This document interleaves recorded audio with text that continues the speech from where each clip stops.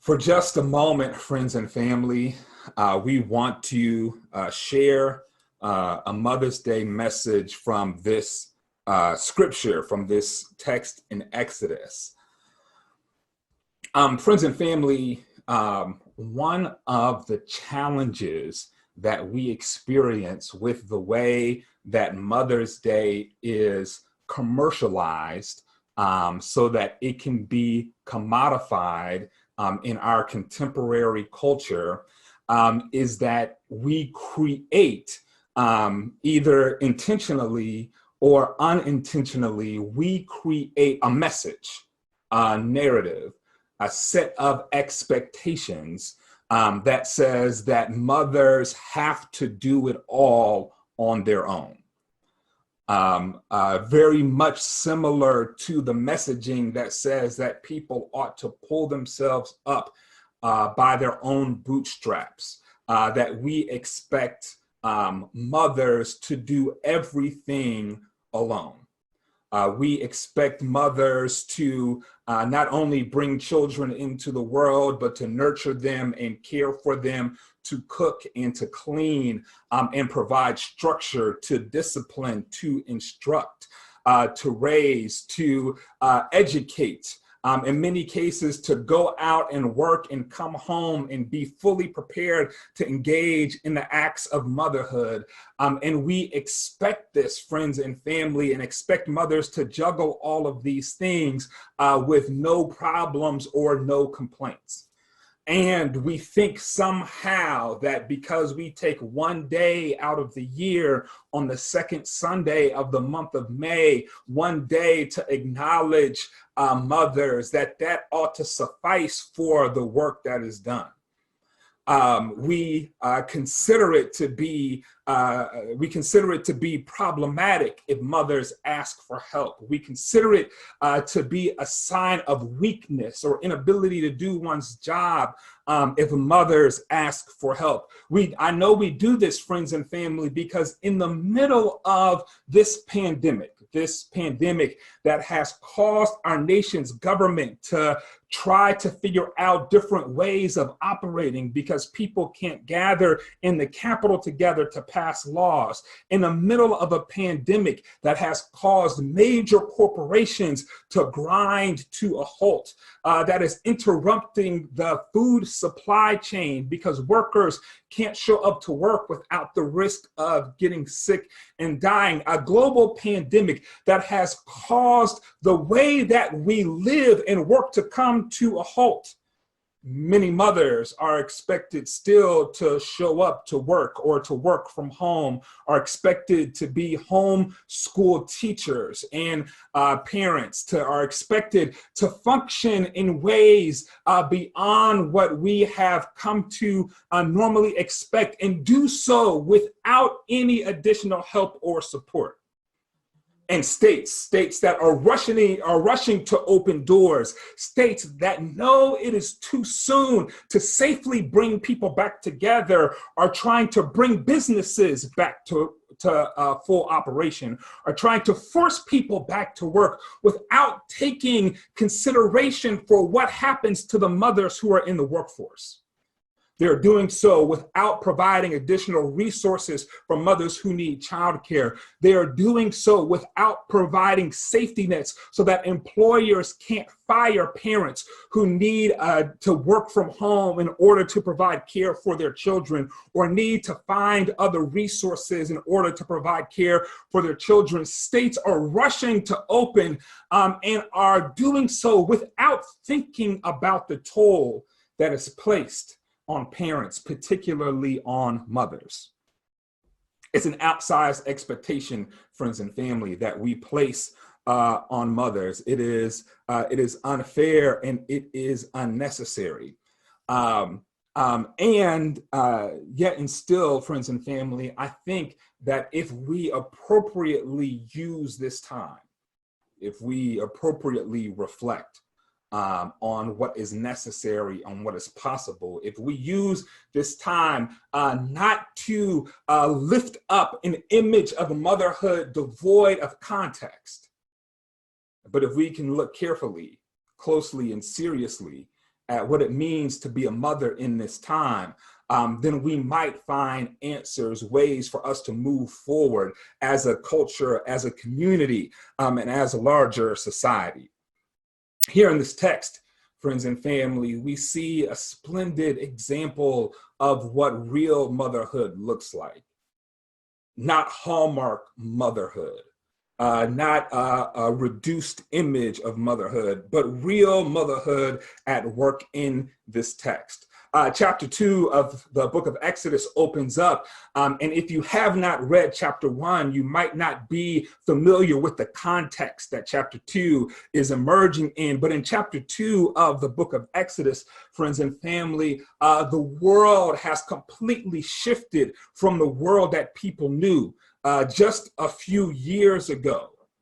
The world in this community, the people of Israel have gone into Egypt, and they had been a part of the people of Egypt. They had been productive members of society. They had helped to build the stability of the nation. Joseph was one of the children of Israel who had ascended to the ranks of government and helped to navigate Egypt through their most difficult moment to date. And now in this time, the scripture says that there arises a Pharaoh who does not know his history, a Pharaoh who does not understand what has happened to his own people.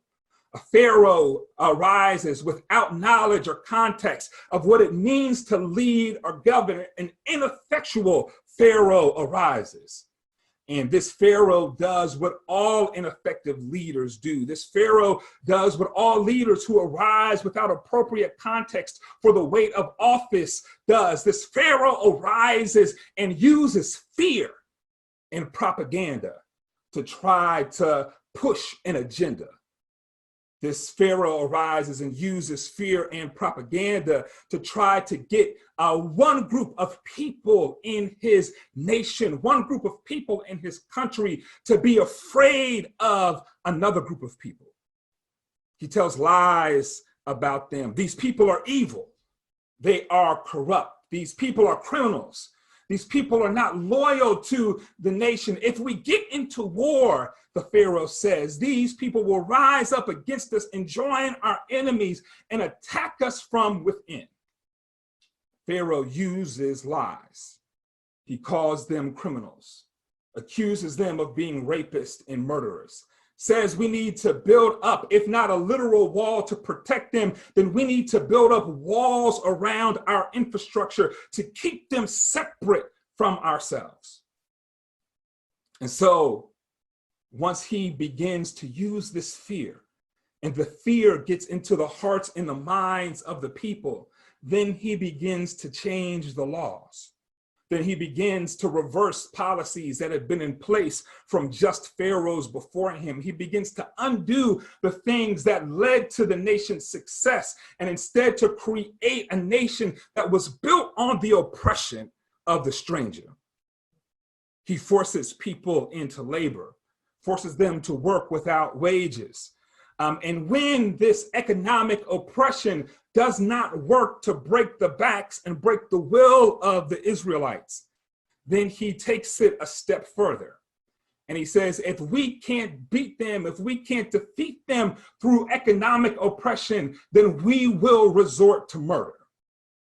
We will kill the male child, every male child that is born, we will kill. He issues an explicit death sentence. Friends and family, I can't read this text this week without thinking that even though there is not an explicit death sentence written into the laws for Black men in this country, that for far too long, Black men and yes, Black women have been living under a death sentence in this country. When we hear what happened to Brother Arbery in Georgia, when we hear what happened to our brother in Indianapolis, when we hear the way that lives have been taken recklessly without any regard for their value, when we hear how governments have conspired to cover this up, And it's only been with the emergence of video that justice has finally, the processes of justice have finally begin to move. It makes me feel, friends and family, that we are living in times not too distant, not too separate, not too different from what people are experiencing in this time. Can you imagine how it must feel to be a young couple in this time? Scared to bear children, no way of stopping children from being born. Scared in the midst of pregnancy that a child might be born male and be snatched from you.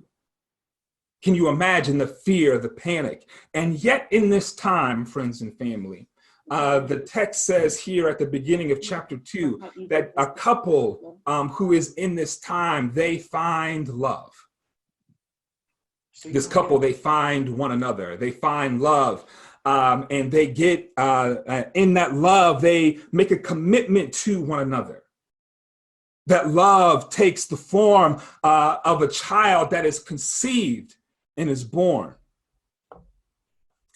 And can you imagine the mix of joy and heartbreak as the child is born and they discover that it is a boy? Can you imagine the anguish as they try to figure out what they do? But the first thing we see in this text, the first act of mothering we see in this text, is that this mother refuses to give her child over to the death sentence required by law. But this mother in this text hides her child. She prays, she hopes, she nurtures this child in hopes of a miracle. She raises the child as much as she can in 3 months. And then when she can no longer hide the child, when his natural movement and curiosity would bring him out in places where he would be seen, she places the child in a basket and places him in a river. Friends and family, I don't believe it's an accident that she places them in the river near the place where Pharaoh's daughter would come to bathe. I believe that the people of the time, they knew when Pharaoh's people are in their presence. And so they would have known where Pharaoh's daughter, when she came among them, where she would go to bathe. They would see the presence of the guards as they secured the area. They would see all of the people attending to Pharaoh's daughter. So they knew where she would be, and they placed Moses in the area where she would be. And then the second thing we see, friends and family, after the hoping for a miracle, trying to extend Moses' life long enough for a miracle to happen, that we see the interworking of a network of mutuality. Moses' mother entrusts Moses' sister with the responsibility of looking after Moses while he is in the river. And then Pharaoh's daughter comes and sees the child and sees Moses' sister emerge out of the reeds and say, "Do you want me to go and find a mother for him amongst the Hebrew people?" Now, Pharaoh's daughter is no fool. She knows of the laws that her father has enacted. She knows upon seeing the child that it's a child of the Hebrews. And it doesn't take a sharp detective mind to imagine that the person who pops up at the moment you find the child might be a blood relative of the child. Someone willing to risk their life by being attached to an act of civil disobedience, that this person might have invested interest in the child. And so it is with a wink and a nod that Pharaoh's daughter is a part of this group of co-conspirators. That Pharaoh's daughter inserts herself in this network and brings Moses' mother to her and says, "Take this child that I have found and raise him, and then at the appropriate time, bring him to me. And not only am I asking you to raise him, but I will pay you for your work." Pharaoh's daughter understands that mothering in and of itself is work. It is a task, that it is labor that should be compensated for. And so she does not ask Moses' mother to do this without compensation, but she says, I will pay you for your labor.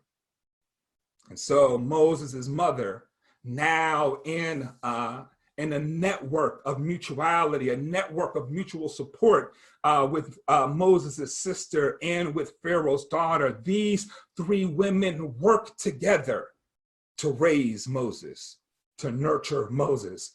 And in doing so, friends and family, the Bible says that Moses' mother raises him until he grows up. And then he is sent to Pharaoh's house to be adopted by Pharaoh's daughter, who raises him as her son.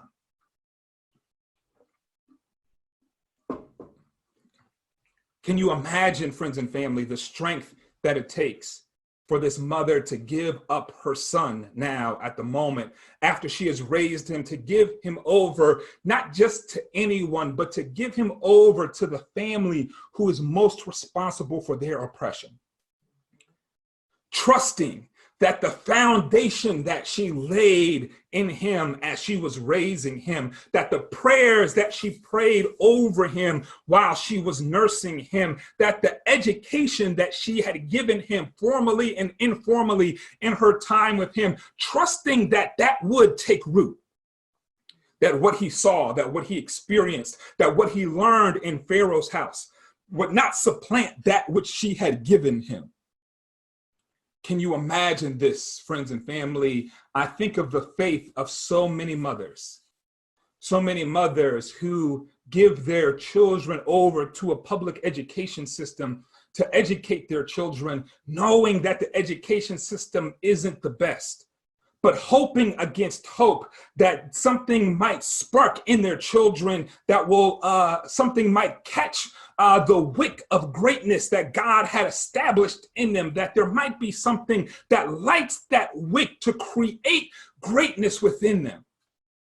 Can you imagine, friends and family, what it is for mothers who are incarcerated to give over their children, to give their children into the hands of the same system that is locking them up, that is incarcerating them far too often for nonviolent offenses, far too often for reasons unnecessary for them to be locked up, to give their children over to a system that is robbing them of life and liberty.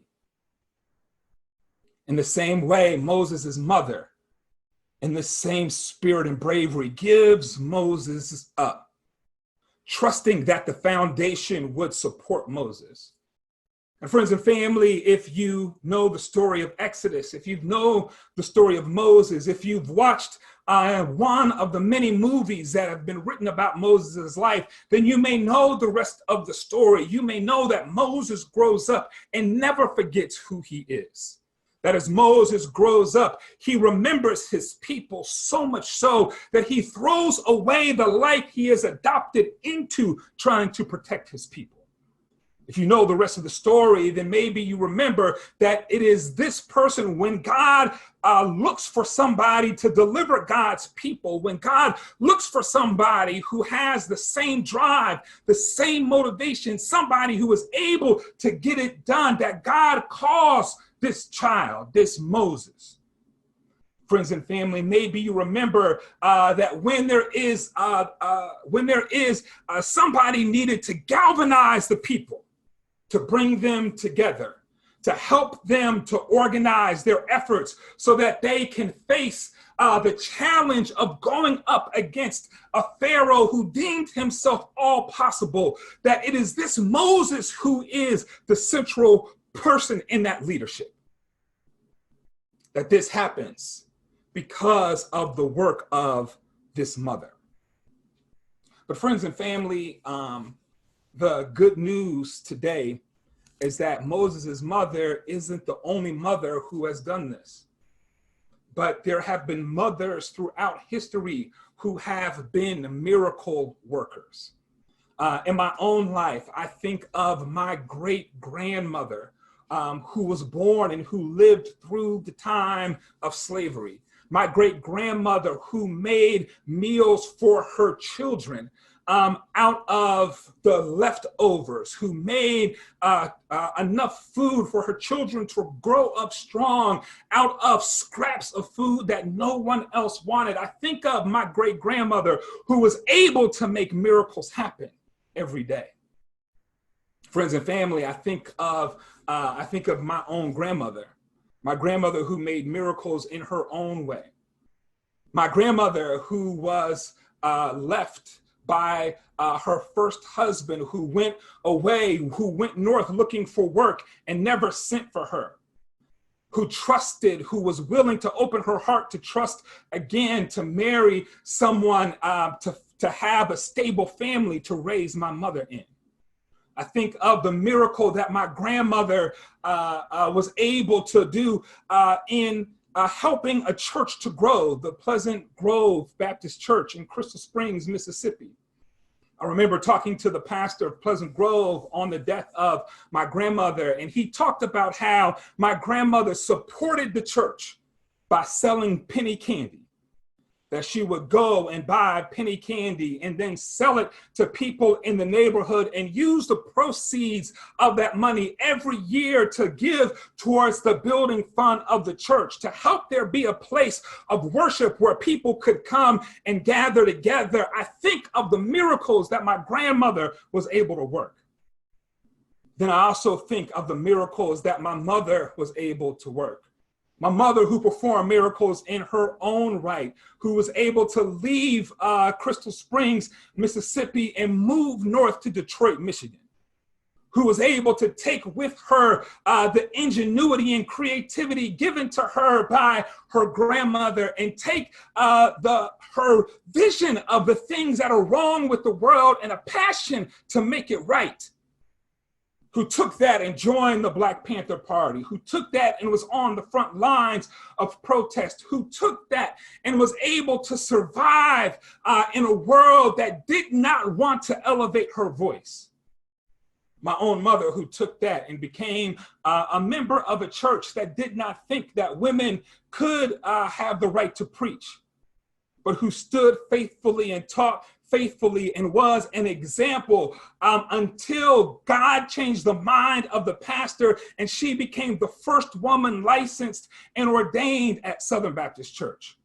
I think of the miracles that my mother was able to do, friends and family, and I want you to know that Black women have not stopped being in the miracle working business. But if you saw yesterday, if you were able to watch on Instagram yesterday, you saw Jill Scott and Erykah Badu coming together and not competing with one another, but in a spirit of divine creativity, love one another and provide healing for a Black community that has been once again scarred by the tragedy of hatred and racism. We saw a miracle happen right there on Instagram in the middle of a pandemic. And if you go in any community, friends and family, you will see Black mothers making miracles happen every day. Not only that, friends and family, but we see Black women working together. In my own family, one of my ancestors, after marrying her high school sweetheart and giving birth to 13 children, found herself on her deathbed and called to her best friend and said to her best friend, I'm gonna die, but I need somebody to take care of my children. And so would you do me a favor? Would you please marry my husband and take care of my children after I'm gone? And those two women made an agreement there that their love, the love they had for each other, was stronger than anything that others might think about their working together. And her friend did. Her friend married her husband after she died and raised her kids, and they had 11 more children. And those 24 children are part of the bedrock of my family. I think of the ways that women have worked together. My own mother was a part of a group of women. She brought them together. She called them the Mothers That Pray. And they met every week and they prayed with each other and they prayed for each other and they prayed for their children and they prayed for children who didn't have mothers who could pray for them. They came together in a network and they worked together. Because friends, miracles can happen when we work together. And I think, and I'm grateful, friends and family, I'm so grateful that my mother, like Moses' mother, my mother, like so many other mothers, my mother, like Sunday school teachers who stood in as mothers, my mother, like so many teachers who stood in as mothers, my mother, like so many preachers and pastors who have stood in as mothers, my mother laid a foundation. She laid a foundation for me to stand on. So that even when she was gone, I wasn't alone. Even when she left this earth, there was still something for me to hold on to. Because she knew that the most important relationship in my life was not my relationship with her, as important as it was. She knew that the most important relationship I had was my relationship with God. And she laid that foundation. She laid the spirit of justice in me. She laid the understanding and love of God in me so that when she left, I would have something to stand on. And so today I say, thank God. Thank God for the mothers who work miracles, for the mothers who work together, for the mothers who lay a foundation so that we can stand upon, so that we can build upon. We thank God for the mothers today.